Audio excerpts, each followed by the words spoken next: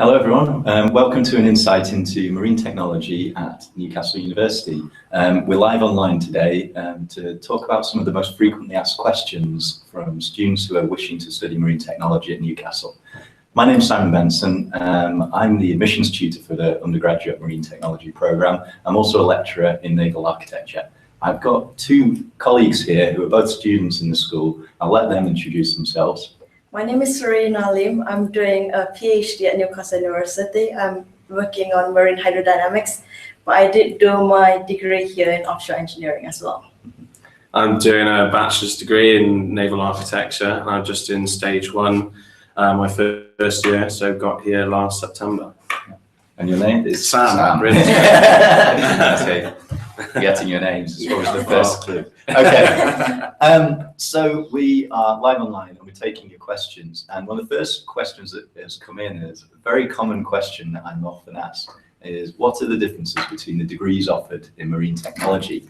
As you will notice, if you look on our website and in the UCAS brochure, we offer 4 degrees in marine technology. They are naval architecture, marine engineering, offshore engineering, and small craft technology. We also offer all of those degrees at both bachelor level, BEng, and master's level, MEng. Marine technology is a specialist field, but it's also actually very broad. These 4 degrees are actually all specialisms of marine technology. So normally my first answer is, well, actually, it's just a specialism. You're coming here to study marine technology first and foremost. So unfortunately, myself, I'm a naval architect, but I also need to know aspects of marine engineering. I will likely have a good understanding of small craft technology. And actually for myself, in my working career, I work mostly in the offshore industry. But to put them very simply, naval architects, they look at the overall design of a ship. So they would look at the structure of the ship, the hydrodynamics, the design, the arrangement, and the overall aesthetics of the ship as well. A marine engineer will focus much more on the internal machinery and systems within the ship, the propulsion, the auxiliary systems, how the ship actually lives, the power in the ship. And of course, also very important today, what comes out the other end, the emissions from the ship. Small craft technologists have a specialism on advanced craft. Yachts are obviously the first thing people think of, but also all sorts of other high-speed craft, planing craft, specialist vehicles. And offshore engineers, like Serena, she will think about structures that are more fixed in space, not just in the oil and gas sector, although that's very relevant, but also in things like offshore marine renewables, all sorts of different applications where we try and fix a structure in space in the marine environment, and very hydrodynamics based, I have to say. So the main thing to say though is that of all those streams, you'll come to study marine technology. So actually in your first 2 years of study, everybody will be together the same. So you have plenty of time to decide which of those streams you want to follow.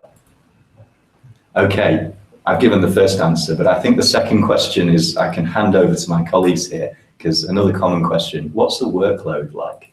So maybe, Sam, you're stage 1, so you're pretty much there right now. Yeah, I can give you a little insight to stage 1 workload, and it is generally like a 9 to 5 work day. You'd have around 20 hours of lectures a week, and then your free time would be doing assignments or tutorial sheets from class, and you know, you have your weekend to yourself as long as you work hard. Yeah. How about labs? Do they normally come most afternoons? Or? Yeah, well, labs are sort of, you'd have a lab every 2 weeks or something in an afternoon that would take up about 2 or 3 hours, whether it be mechanics or there's a few other labs that go on as well. Serena, as you go through the course. Yes, like in the first year, there's a lot of lecture and contact time. In the second year, there's still quite a lot of lectures as well, because we need to get the basic and the theory right. But then we do split up into smaller groups to do our assignments and modules. So we'll have group discussions, and we'll be split into our own group. So to do like group projects, like building a bridge kind of things. On the third year, we'll move on to more personal study time. There's a final year project that you'll need to work on. so that you'll be assigned a personal tutor or supervisor for yourself to work on the topic that you're interested in. So you'll do more research on it and be more specialized in your course. Yeah. Excellent. Yeah, I normally say that the first 2 years are really your apprenticeship. It's where you learn a lot of your fundamentals. So we spend a lot of time taking you through classes, tutorials, lectures to give you that sort of core understanding. In your third and then into your fourth year, that's where we want you to gain your independence and really apply that critical thinking by yourself. So there's still plenty of contact time, but you also get a lot of time to really take projects on yourself. So moving on a little bit of a sort of similar question, I suppose, talking about group work in particular. What's the average class size? So again, maybe Sam was a good in the first year. I think you have a variety of class sizes. Yeah, there are sort of, well, in your labs, you'd have a smaller sort of size of about 10 people, 15 people. And then you'd have the larger class size, which is about 75, which you'd have most of your modules in. And then a few of your modules which you share with the other engineering schools are at about 300, which would be engineering, maths, electrical engineering, and things like that. Yeah, that sounds about right to what I see in front of me. Most of the marine technology year is normally about 60 to 70 students, but we have no fixed number. We just want to see good students come through the door. When we share out to other classes, you do get that big lecture experience, sitting in a big lecture room with 200, 300 people. As you go through the years, you'll find that you start to work in more specialist groups. So you may well find that you sit in classes of 5, 6 people even, where you get very much more sort of individual attention. The next question coming through, can I swap from one degree to the other? This is, I think I can answer this quite easily, because essentially, yes, you can. Like I said right at the beginning, marine technology, you're coming to study a degree with one of these 4 titles, but actually it's a degree in marine technology. The way the course is structured, all degrees will study the same subjects for the first 2 years through stage 1 and stage 2. So you actually have a chance right until the end of stage 2 to change your mind. And then you can think about going into one of our sort of specialist modules.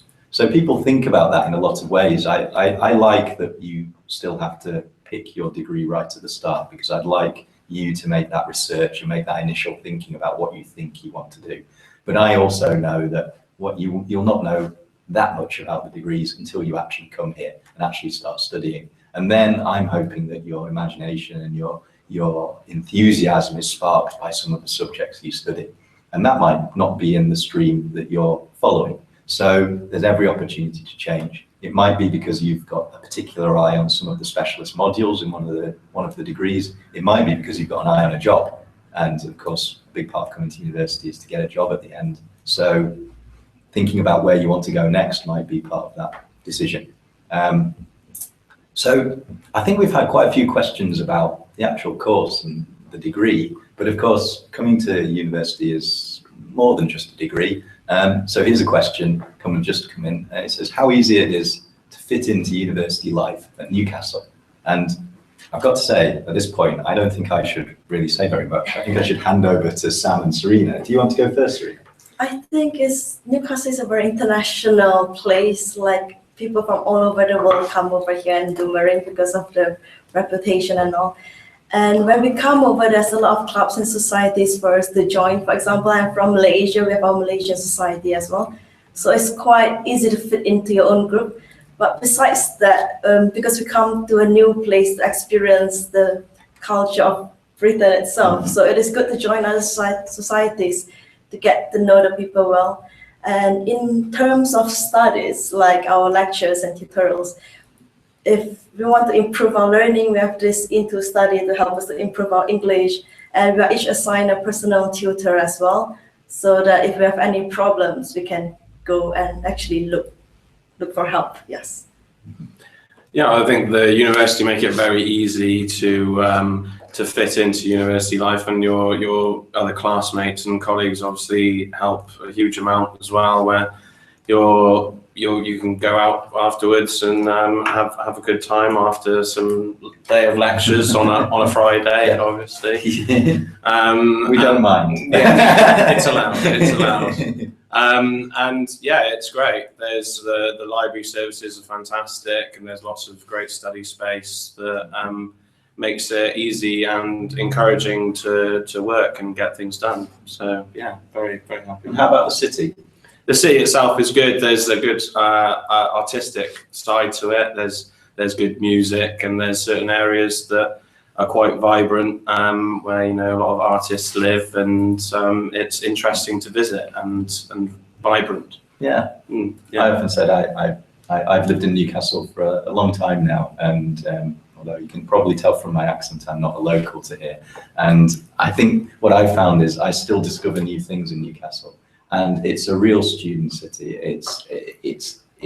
The students really add that vibrancy to the city, both, like you say, in the artistic side and in the food and in the cultures and the mix of people here. And a very friendly city as well, both the students and the local people here. Everybody mixes together very well. And it's a great city on a Friday night. So, okay, we've got another question coming in. Well, I think this might be one for me. What are the entry requirements to the degree?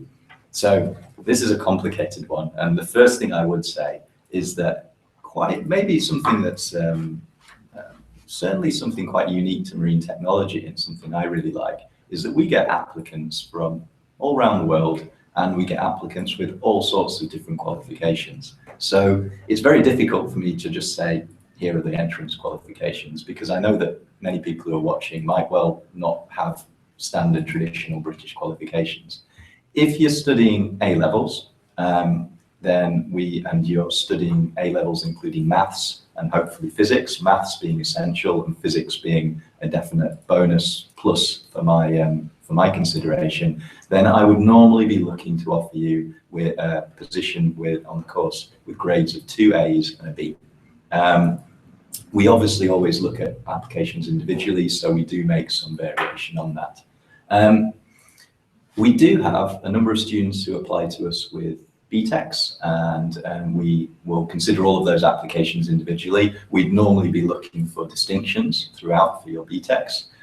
We would look for equivalent grades in other British qualifications, the access to higher education qualifications. We'll look for relatively high grades in those courses. Scottish Highers, we look at the equivalence between A-levels and the Scottish Highers and advanced levels. We have a foundation year, so if you have not studied maths or you've not studied maths to A-level or equivalent level, then that's where the foundation year comes in. It's a great year to pick up your skills. It doesn't mean we make a lesser offer in terms of grades. It's just that we probably still ask for a high offer, but of course we're not necessarily looking for that maths, physics-based background. Now, of course, if you're coming from other countries, then you may have all sorts of different qualifications. We have, I think, normally about 13 nationalities in any year group. And if you think that our class size is about 60, 70 students, you can see that's a really diverse mix of people. We have lots of students who apply from Greece, and we would look at Europolitarian, and as well as Europolitarian, some students will be studying for the International Baccalaureate or for other sort of entry-level qualifications. If you're from other countries in Europe or abroad, then we actually have equivalences for most of those qualifications. For individual grades, what I suggest you do is take a look on the website. Some of them we actually specify, but others we will be able to advise you on if you contact us. And we have a team of people here at Newcastle with a huge wealth of experience in qualifications, so they know exactly what to look for and how to advise you. The only other requirement that we would ask for if you're an international student is you need to have an English language qualification. Normally, students will apply with the IELTS qualification, and we look for an IELTS score overall of 6. So there we go. There's entry requirements. So that's how to get into the course. Of course, coming to study at Newcastle is also, the idea is to go out at the other end with a good degree, and then of course there's a career in front of you. So the next question is, what careers do graduates go into? And Well, Serena is a graduate and a student, so she can answer both ways. I think it's good to come here because the degree is actually recognized worldwide. And basically, when you are done with the degree here, the whole world is open to you. You can choose to go. For example, I did my bachelor's degree in offshore engineering. I can go to the Middle East. I can go back to Malaysia. I can go to Brazil, Mexico. It's like the whole world is out there for you. But for me, I chose the path of research, just to try out research specific into certain areas of my interest. And when you finish, you can choose to go either offshore or onshore as well. Like the options is very vast, but a 3 to 4 year studies you actually give you a chance to learn and expose yourself into different areas to see what your interest really lies. Yeah. I mean, I think after several years, like with the really nice thing about being a lecturer here is watching the students graduate, and then not only that, watching the graduates go on and get really amazing jobs in industry. People go absolutely everywhere. We're really proud of our statistic. We are virtually 100% in terms of the employment of our graduates after graduation. So within 6 months of graduation, pretty much anybody who wants to get a job can get a job. And it's not just getting a job. Actually, often graduates find that they've got several jobs to choose from, and they're actually looking for what job suits them the best. So we've had, I mean, recently we see lots of our graduates going into the energy sector. A lot of graduates who stay in the UK. There's a lot of work in London as well as, and then there's also actually a lot of work in locally to the northeast. A number of graduates will always want to stay in the northeast. And actually there's a real booming subsea and marine technology sector here. And then further afield, people go absolutely everywhere. As Serena says, you know, the world really is your oyster. And even if you want a job here in the UK, marine technology is, by nature, it's an international business. And you find that inevitably you really do get that, you know, world travel experience if you want it. You'll get sent by companies to all around the world, be it for short periods or long periods if you want. What I suggest you do is, if you're interested a little bit more in where some of our graduates go, we've got some excellent videos on our website, www.ncl.ac.uk/marine. And if you go on there and follow the links, we've interviewed a number of our graduates. We've got some nice videos that you can watch to see what they say about working away. So the next question, I think it's one for me, coming through saying, how long does it take to get an offer? So I'm guessing this is asking if you apply for a place here through the UCAS system, how long does it take for us to actually get your application, make a decision and send you an offer?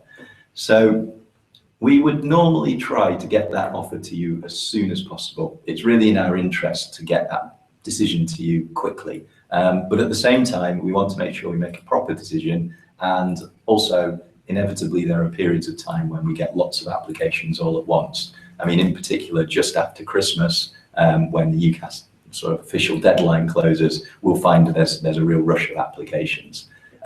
If you get your application in early, then it's more likely that you'll get a reply early. What happens is that the application will get processed, it will come to an admissions officer here in the university, it will be passed on to me so that I can make a full consideration and make you an offer. We will try to get that as quickly as possible. What we want to do is, once we've made you an offer, it doesn't stop there. What we want to do is then invite you up to a post-application open day, a visit day, where you can actually come and take a look at the university. We know that it's a really important choice how you study and where you're going to end up studying, and we want to give you that best, the best information to make that choice. So we'll invite you up. Those application open days, they take place in February, March and April. There's a number of days, some on Wednesdays, some on Saturdays, and we spend a whole afternoon. We'll take you around our facilities, we'll show you what goes on, we'll introduce you to our students. I mean, Sam, you came on one, I think. So. I did, yeah, to one of those open days, and it was a nice experience, nice way to find out what the course is like and the facilities that you have here and how grand the campus actually is. Yeah. It was easy to remember, Sam, on the open day. I wonder why. So, okay. Interesting question coming up. The next question. Well, both me and Serena have a good answer for this. Can I follow a PhD or further degree after I graduate? Well, we have a case study here, so I'll hand over to Serena. The answer is yes, you can. The typical route is to finish your bachelor's degree followed by a master's, and then you move on to a PhD. But for my case, I'm lucky enough because the bachelor's degree that I took, the thesis that I work on, is actually related to the PhD that I'm working on now. So the school allowed me to skip the master's year and get on to the PhD straight away. So the choices are there as long as you can find a supervisor to supervise you and you have a good proposal written to them, the opportunity is there to continue with a PhD. Yeah, absolutely. I mean, sort of taking just a look at the master's level courses that we offer, we obviously have the BEng and the MEng degree. Now, people have different reasons for taking either the BEng or the MEng.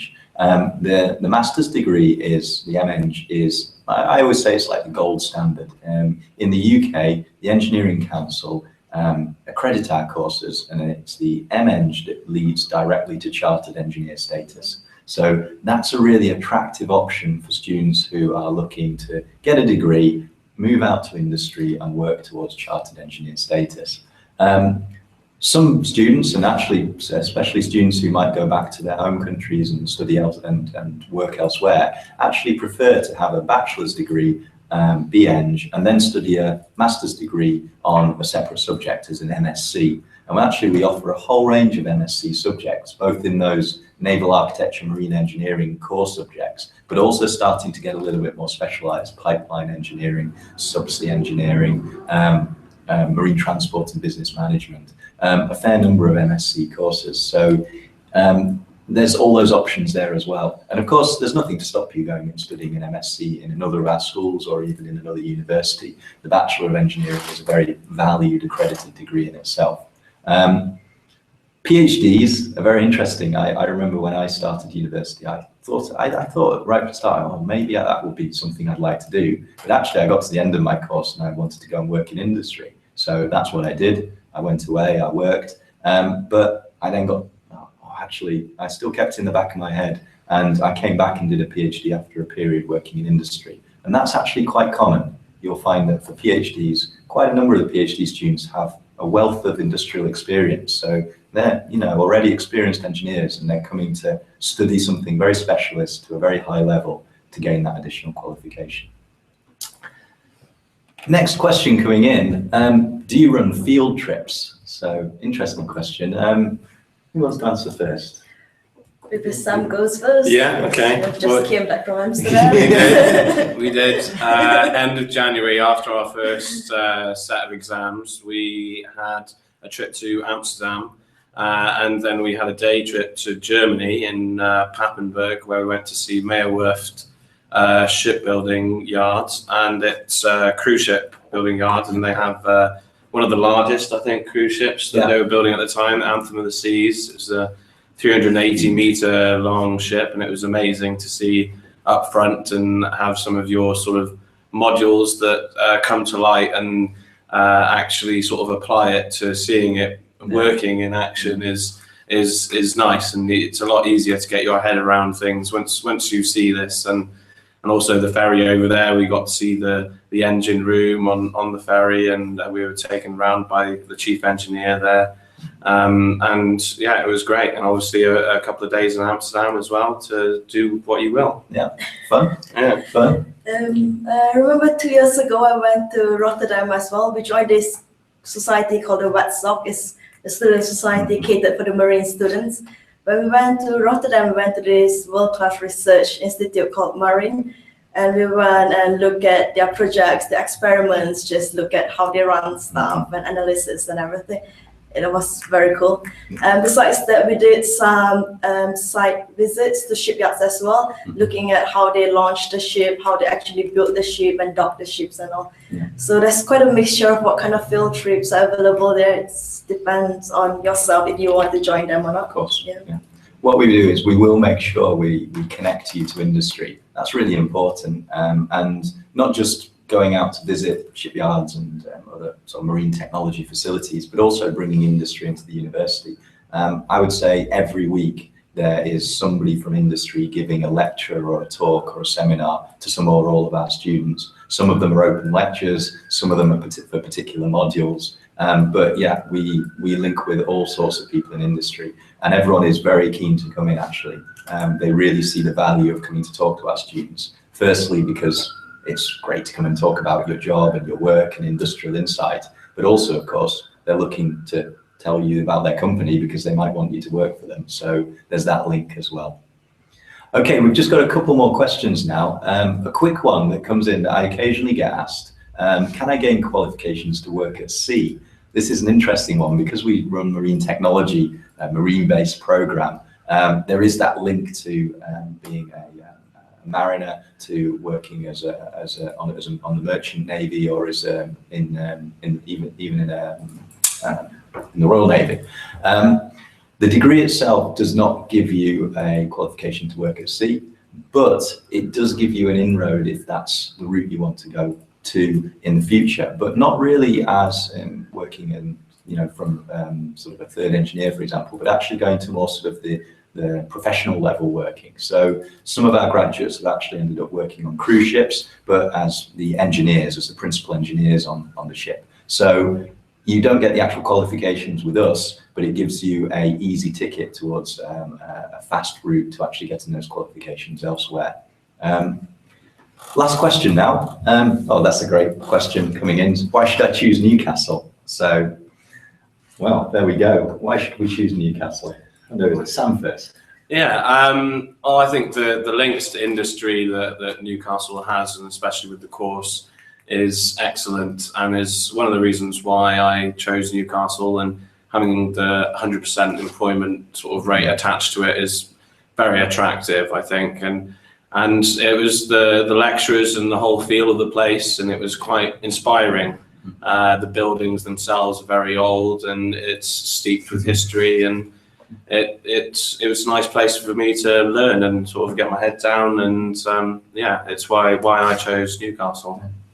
For my case, I think it's the experience of the lecturers here. If you look through their profile, they actually publish a lot of things and do a lot of current ongoing research. So they're actually attached to the industry in a way. So to be able to work with them is a good thing because you're actually learning a degree that you can use in the future. Mm-hmm. And besides that, like a lot of people from all over the world come to Newcastle University to do their degree as well. So you'll get a very good networking when you finish. So when you go to different places, when you start working, you can actually have contacts, have friends, it'll help you in job employment and everything. Yeah, well, I mean, just to finish that off, I suppose my reason why I still love working in Newcastle University and living in Newcastle is really just the city itself, and the way that the university is part of that city. It's just a fantastic city to live in. There's so much to do. There's just that vibrancy, and it's one of those places that catches you. You arrive here as a foreigner, as somebody who's not grown up here, and after a few years you suddenly realize it's your home, and that's a really great thing about Newcastle. I think everybody always says that. It's a funny thing. Everybody's a Geordie in the end. Okay, I think I need to wrap up this session now. So that's it for our live web chat today. I really hope you found this session useful. Thank you for watching us either live or on the stream on YouTube. We really look forward, if you're interested, to welcome you to Newcastle. If you've got any additional questions or you want to speak with me or even one of our ambassadors, one of our students, then you're very welcome to contact us. The best way to get in touch with us is go onto our website, ncl.ac.uk/marine, and on there you'll be able to follow the links, study with us, find our contact details and send us an email. And emails will come, they will come through to me, so I'll be able to answer them personally. Thank you very much and hope to see you soon. Thank you.